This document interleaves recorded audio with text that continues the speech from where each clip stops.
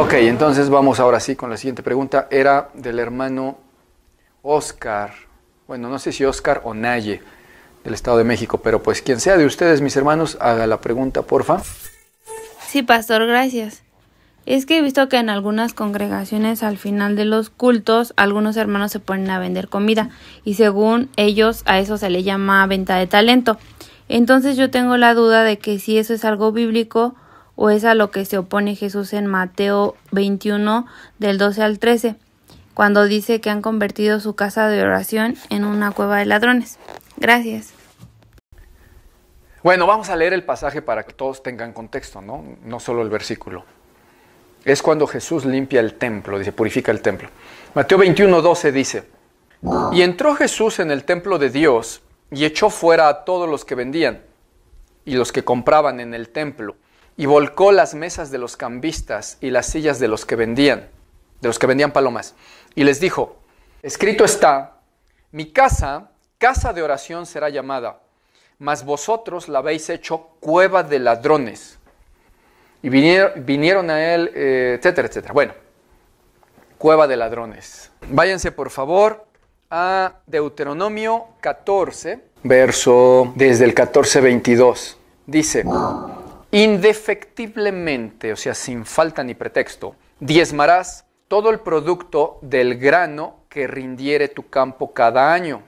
Y comerás, ojo, diezmarás del producto, ¿vale? Y comerás delante de Jehová tu Dios en el lugar que Él escogiere para poner allí su nombre. El diezmo de tu grano, de tu vino, de tu aceite y las primicias de tus manadas, de las manadas y los ganados, para que aprendas a temer a Jehová tu Dios. Y si el camino fuere tan largo que no puedas llevarlo, por estar lejos de ti el lugar que Jehová tu Dios hubiera escogido para poner en él su nombre, cuando Jehová tu Dios te bendijere, entonces lo venderás. ¿Qué cosa venderás? El producto de tu campo, de tu vino, de tu ganado, de tu mosto, etc. Lo vendes donde vives y guardarás el dinero en tu mano y vendrás al lugar que Jehová tu Dios escogiere, o sea, donde estaba el templo. Y darás el dinero por todo lo que deseas. O sea, comprarás pues tus vacas, tus ovejas, o tu vino, o sidra, o por cualquier cosa que tú deseares, y comerás allí delante de Jehová tu Dios, y te alegrarás tú y tu familia. Acuérdense que el diezmo era una cuestión de la ley de Moisés, ¿sí? Le está dando instrucciones al pueblo de Israel para la ley de Moisés, no es para nosotros, pero nos sirve de contexto, mis hermanos, para que entendamos que el problema no era que estuvieran vendiendo ahí en las afueras del templo. Estaba ya dada la orden por Dios de que llegando allá, los que no pudieran llevar sus vacas y su ganado y todos sus costales, dice, bueno, lo vendes, guardas el dinero, llegas allá y lo compras y lo ofreces a Dios y de eso comes allí en presencia de Jehová. Así era el ritual de los diezmos. Entonces, el que hubiera vendedores afuera, de hecho, era necesario para venderle a la gente que venía, pues, o sea, si el templo está en Jerusalén y la gente viene de la región de Galilea y viene de la región de Samaria y de Judea y de etcétera, bueno, ok, vienen de lejos, cansados del camino, de lejos, pues aquí les vendemos. Era necesario y además estaba dicho por Dios así. El problema no era que vendían, el problema era que los que vendían se aprovechaban de los foráneos. Dice que derribó la mesa de los cambistas. Era necesario que pagaran en moneda, dice la Escritura, y sin embargo, los cambistas se aprovechaban en el tipo de cambio y no les aceptaban más que la moneda que ellos querían, y si no era la moneda del César, pues no les aceptaban en oro, etc. Los obligaban a cambiar para comprar en la moneda que ellos querían y a diferentes tipos de cambio, si hagan de cuenta ahora con el dólar, por ejemplo. Si aquí ahorita está a 22 pesos por dólar en México, pues decían, no, pues ¿sabes qué? Te lo vamos a tomar más caro, ¿no? O bueno, más barato a ti. Y transaban y negociaban de mala fe con los foráneos y vendían carísimo lo que eran palomas. Fíjense, la ofrenda, dice la Escritura, y si fueres demasiado pobre que no te alcanzare para ofrendar corderos, vacas, etcétera, entonces ofrendarás 2 palominos o 2 pichoncitos. De eso cualquier pobre tiene, y si no, pues los atrapa. ¿Sí? Y entonces había pobres que pues no podían diezmar u ofrendar, sobre todo la ofrenda que era voluntaria, algo grande. Y entonces ofrecían palominos y palomitas. Si se las vendían a precio de una vaca, no iban a poder comprarlo y ofrendar a Jehová. Y estaban causando tremendo tropiezo. Eran una cueva de ladrones. Ese es el problema. Por eso la Escritura dice, ustedes la habéis convertido en cueva de ladrones. Porque transaban y robaban, no porque vendían. Ahora, si entendemos esto, primero nos va a servir para entender mejor el tema de por qué se enojó el Señor de que vendieran, si incluso estaba ordenado en Deuteronomio. Bueno, no fue por eso, era por ladrones pues, si desde los sacerdotes de la ley y los fariseos y todos ellos y los escribas hacían sus cosas, si mandaron matar a Jesús, ¿qué no iban a hacer los que vendían afuera queriéndose aprovechar del pueblo judío que venía de lejos? Lo que quisieran podían hacer y nadie les decía nada. Ni los de adentro, ni los sacerdotes, ni los escribas, ni el Sanedrín, ni nadie les decía nada porque eran cómplices. Jesús tuvo que llegar a poner orden ahí a latigazos, celando la casa de Dios, que era casa de oración, no de ladrones. Entonces, primero entendemos bien ese pasaje. Segundo, nos va a servir de contexto para entender si realmente es una falta el que se pueda vender algo adentro de la iglesia o afuera de la iglesia, en la salidita. Nosotros tenemos que ver el asunto espiritual, la maldad o no maldad del hombre y del corazón. Miren, no es lo mismo que hablemos de una iglesia falsa de la prosperidad, la falsa prosperidad, donde venden todo hasta tu salvación. Te cobran por el bautismo, por ir a un encuentro antibíblico y hereje, te cobran por el regreso, por la entrada, por la salida, te piden ofrenda, diezmo, primicias, pactos y quién sabe cuánta tontería, y te enseñan doctrinas de demonios, de que a fuerza tienes que ser rico y de que tienes maldiciones generacionales y todas esas tonterías. No es lo mismo que esos que medran con la palabra y que comercian con todo y con la fe de los incautos, te quieran vender a fuerza algo a la salida que a veces ni siquiera es útil ni sirve para nada, como llaveritos ungidos, chicles con unción, chicles ungidos, frasquito del agua del Jordán, $1,200, y ahí van los incautos a comprar. Eso es una aberración, una abominación, por lo que venden, así fuera de a un centavo. Es una abominación que quieran venderte agua del Jordán que está ungida y un chicle santo ungido. Es una tontería y lo hacen, ustedes saben que lo hacen. Tanto en iglesias pseudocristianas que se hacen llamar evangélicas, como en iglesias raras que ya no sabes ni cómo llamarlos, como los Pare de Sufrir, de los cuales tenemos videos. Yo tengo videos donde está su líder máximo, Macedo, en vivo, en video, porque se filtraron ese video, donde les está diciendo a sus líderes, ustedes no saben cómo robar, ustedes no tienen que preguntarle a la gente si quiere dar, ustedes tienen que decir, tienes que dar, porque es para Dios y te lo tienen que dar. Así, está en video, lo tengo en video. ¿Sí? Entonces, desde ya, o sea, el entendido entiende que esas iglesias, lo que quieran vender, así sea una Biblia, es un pecado para ellos, porque tienen la suciedad y la podredumbre de la idolatría sobre la avaricia, sobre el dinero en su corazón. Su Dios es el dinero. Y no es un hecho bueno que ellos vendan una Biblia, porque ellos lo hacen por idolatría. Entonces, desde ya, eso es otro asunto aparte, que estaría por demás juzgar en ese asunto. El entendido entenderá. A propósito de esto, quiero sugerirles que vean el video que tenemos ya en la Biblia, dice así, sobre el diezmo y sobre libertad financiera. Si todo esto es bíblico o no, ahí lo pueden checar. Ahora vayamos a lo más espiritual. Una iglesia verdadera, de sana doctrina, que no te está cobrando ni por bautizarte, ni por enseñarte, ni por nada. Ahí me vienen a la mente casos donde algunos hermanos por ahí de algún lugar me han buscado para decirme que si puedo, a veces me siento sacerdote, ¿no? Católico, que si puedo oficiar la boda. Teniendo ellos pastor ahí, incluso una vez me invitó un pastor a que presidiera, él dijo oficiara, pero como si fuera misa, ¿no? Oficiar misa. Dijo que oficiara o que presidiera la boda de su hija, el pastor. Yo dije, hermano, pero tú eres pastor. Y dice, sí, pero quiero que tú vayas, pero ¿cuánto me cobras? Ay, Dios mío. No fui, obviamente, y me tuvo que escuchar el hermanito, ¿verdad? Un par de horas para hablarle de muchas cosas que tenía erradas. Desde querer ser partícipe. Miren, dice por ahí un predicador que para que haya prostitución tiene que haber prostituta y cliente. Entonces, aquí en este caso, el hermano pastor de aquella ocasión pretendía a lo mejor hacerme un honor, una honra al invitarme y decirme, tú ven, aunque yo soy pastor, tú ven y ministra y cuánto me cobras. Quizás pretendía hacerme un favor, pero un favor torpe en sentido espiritual. Porque lo que está haciendo es ser partícipe de la doctrina de que se cobra por ministrar. Y tanto tiene la culpa el que cobra por ahí y es una prostituta, como el cliente que va y le dice, ¿cuánto me cobras? Yo te lo pago.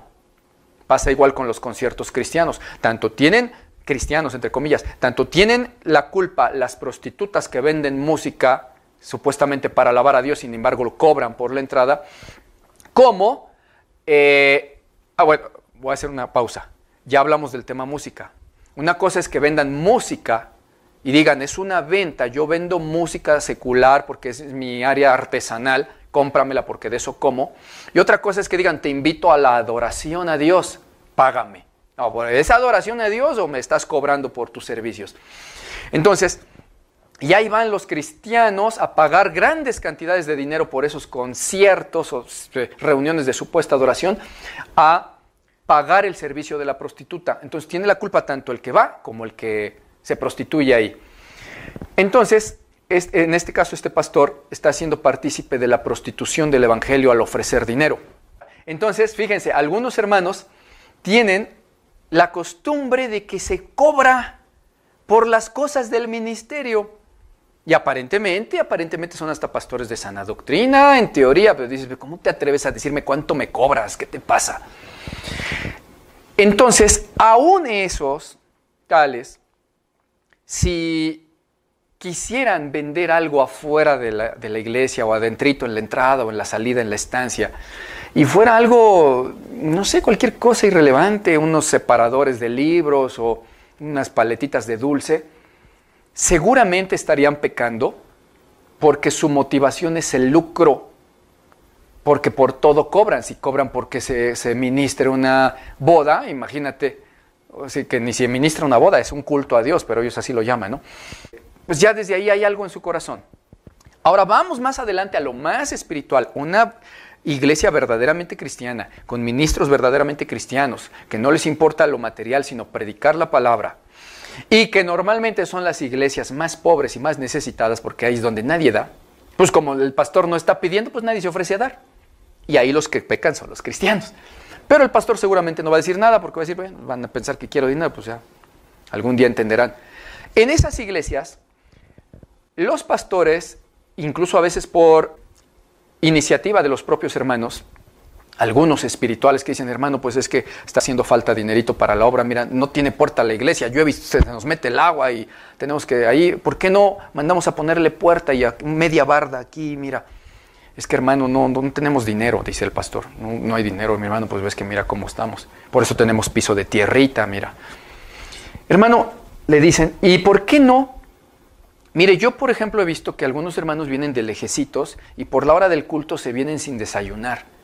¿Por qué no les hacemos tortitas y las vendemos y les decimos que lo recaudado es para la obra y que vamos a poner la puerta del templo? Ah, bueno, mi hermano, es como si hicieran una rifa, hagan de cuenta. ¿Con qué motivación?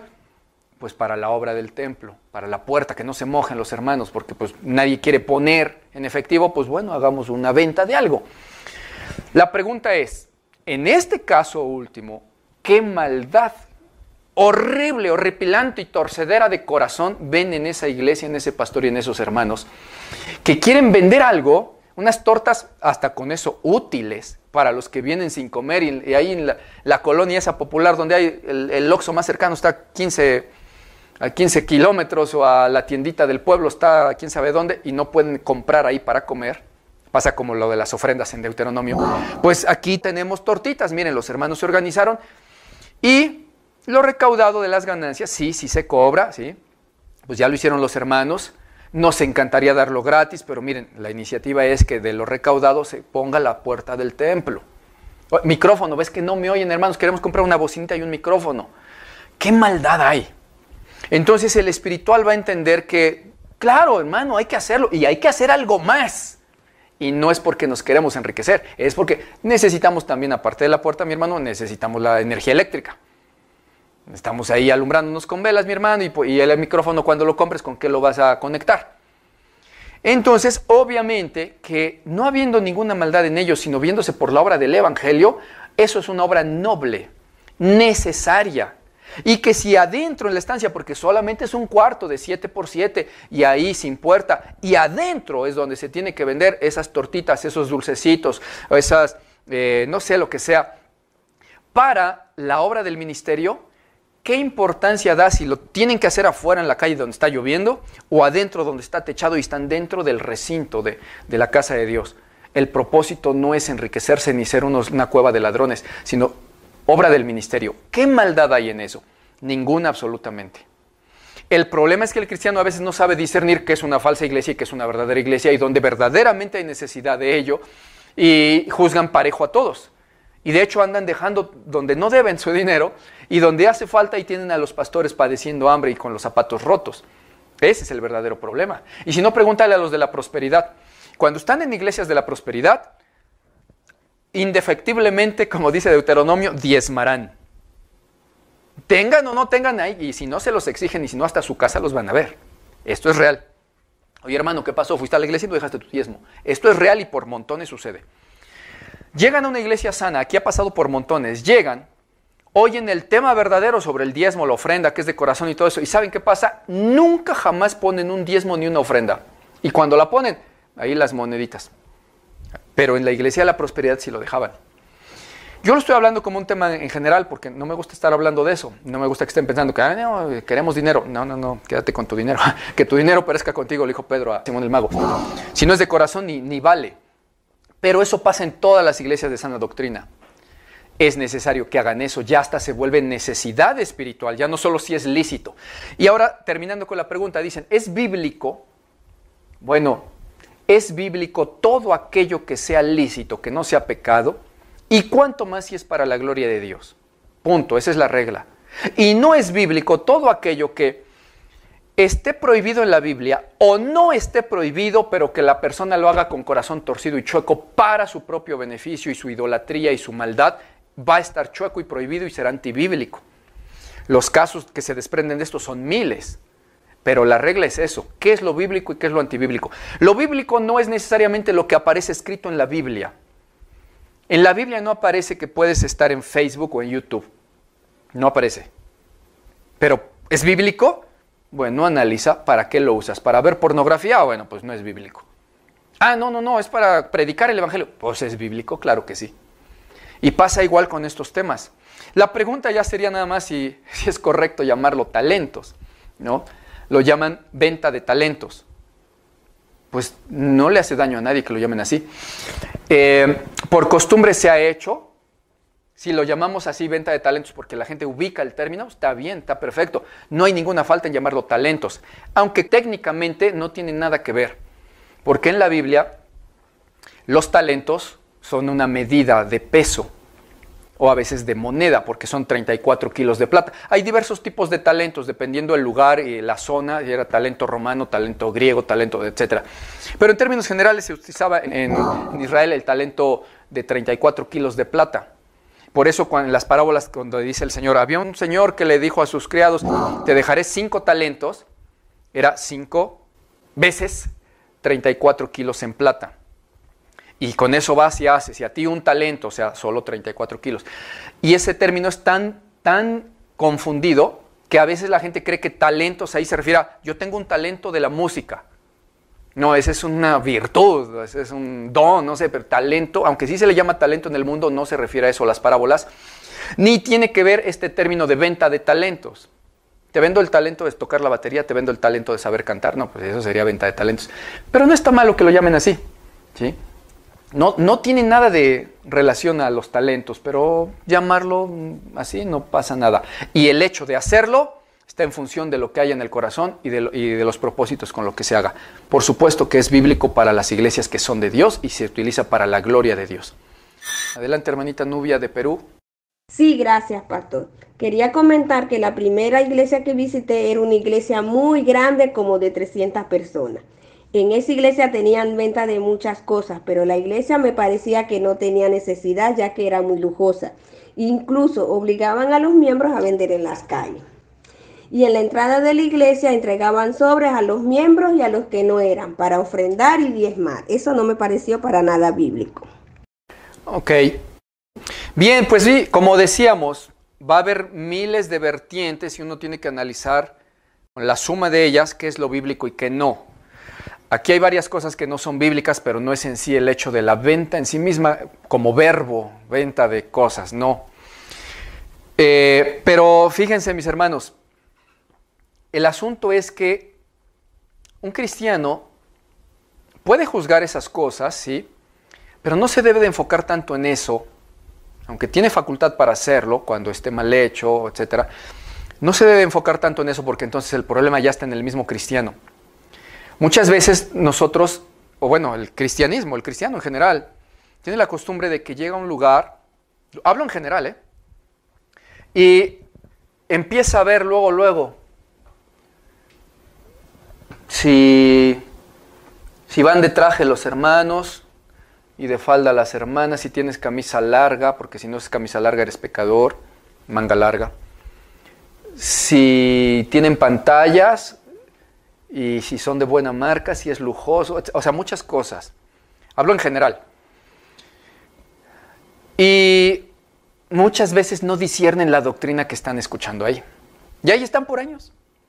Y muchas veces dicen, yo vi mal eso, pastor, de que esto, que es muy lujoso, que esto, lo vi mal. ¿Y qué haces ahí 5 años, cabezón? Entonces lo que tiene mal es el corazón, porque no se está fijando en lo que debe.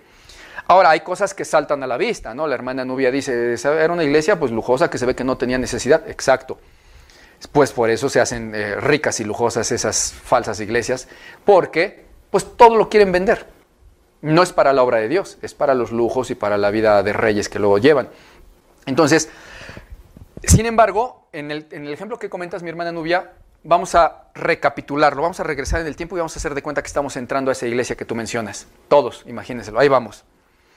Vamos entrando y de entrada nosotros, como ya madurando en Cristo, debemos de saber que normalmente una iglesia lujosa no es de Dios.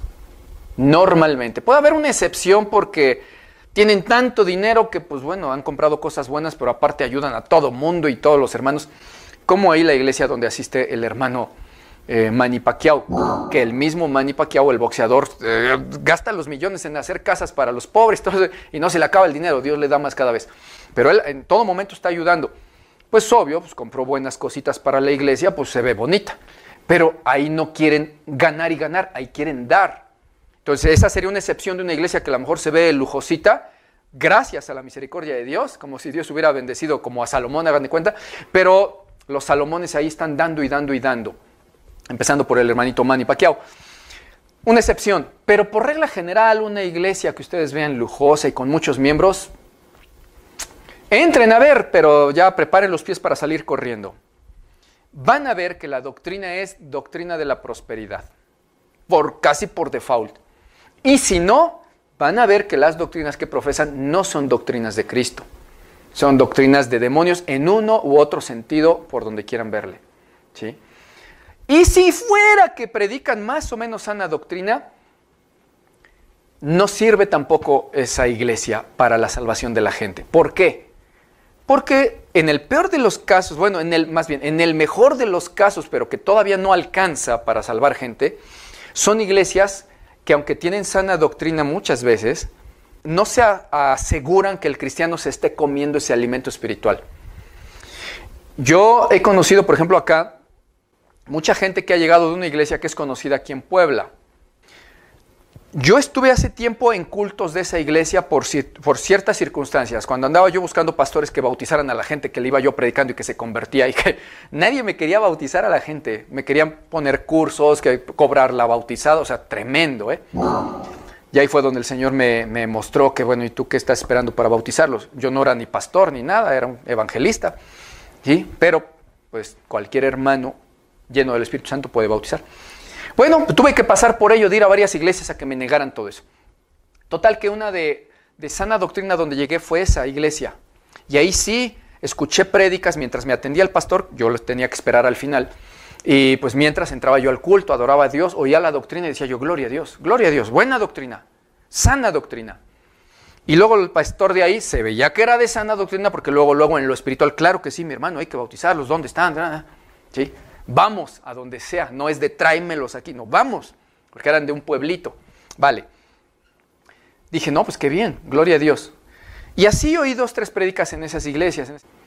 Pero luego resulta que empecé a conocer gente, ya siendo pastor y todo, que llegaba de esa iglesia de sana doctrina. Y tenían 10 años de congregarse ahí, una persona tenía 40 años de congregarse ahí, toda su familia se congregaba ahí, muchos casos. Y resulta que todos los que llegaban de ahí eran inconversos. Unos tales llegaron y tenían como negocio un motel, no un hotel.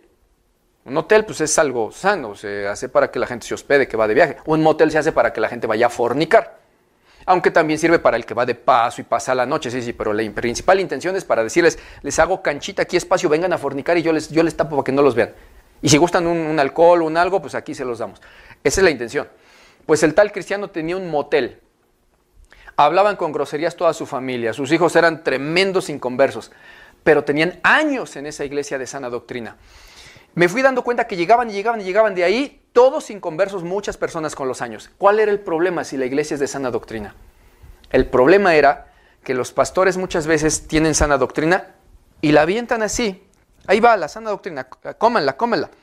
Pero no se fijan si se la comen. Y si el cristiano ya la escuchó y se salió y va y sigue pecando en su vida, los pastores no les exhortan. No le dicen, hermano, ven, quiero hablar contigo, estoy preocupado. No has nacido de nuevo, mira, esto así, sí. ¿Qué pasa contigo? No, pastor, no, mira, hermano, conviértete. No están pendientes de que se salven. Entonces tampoco sirve la sana doctrina si la avientan y no se fijan quién se la come y quién no. Entonces, en el mejor de los casos, pudiera ser que una de estas iglesias fuera así, que tuviera sana doctrina, pero que sin embargo estuviera haciendo estas ventas con propósitos no santos. Propósitos de enriquecerse o no para la gloria de Dios, pues también estará mal. Pero lo primero que los hermanos deben de llegar a una iglesia es a juzgar la doctrina. Si es de Dios, me quedo. Si tienen el error de que está por ahí algunos vendiendo lo que llaman talentos, y hasta creo que un grupito de hermanos se está enriqueciendo ahí, bueno, ese es problema de ellos. La doctrina es sana y este lugar es de Dios porque se habla palabra de Dios. Siempre en todos los lugares de Dios hay unos que otros pecadores e inconversos. Pero si es de Dios la doctrina, y lo que oigo es puro, nítido y sin adulterar, ahí me quedo. Yo algún día, si seré verdadero cristiano, lleno del Espíritu o llena del Espíritu, el caso de las hermanas, se propondrán en el corazón decir, un día les edificaré, les diré, hermano, eso no está bien. Vamos a hacerle así, mira, hay que cambiar nuestro corazón, hay que mudar esto hay que hacerlo para la gloria de Dios, esto ya es idolatría al dinero, y ya les edificamos. Pero lo importante primero es ver la doctrina. Al final nos fijemos si qué venden o qué no venden, ¿sí? Que si es bíblico que lo vendan afuera o adentro, luego vemos. ¿La doctrina es sana? No, salte de ahí, no importa qué vendan o qué no vendan. ¿La doctrina es buena y verdadera? Sí, aguántate y concéntrate en la doctrina y en tu crecimiento en Cristo y luego lo demás lo ves. Así pasa con otras áreas de la vida del cristiano en esos casos, no solo en la venta de talentos. Y debemos de estar atentos a ello, ¿sí? Para nuestra espiritualidad. Pero bueno, muy buen ejemplo, mi hermana, nos sirvió para completar el tema.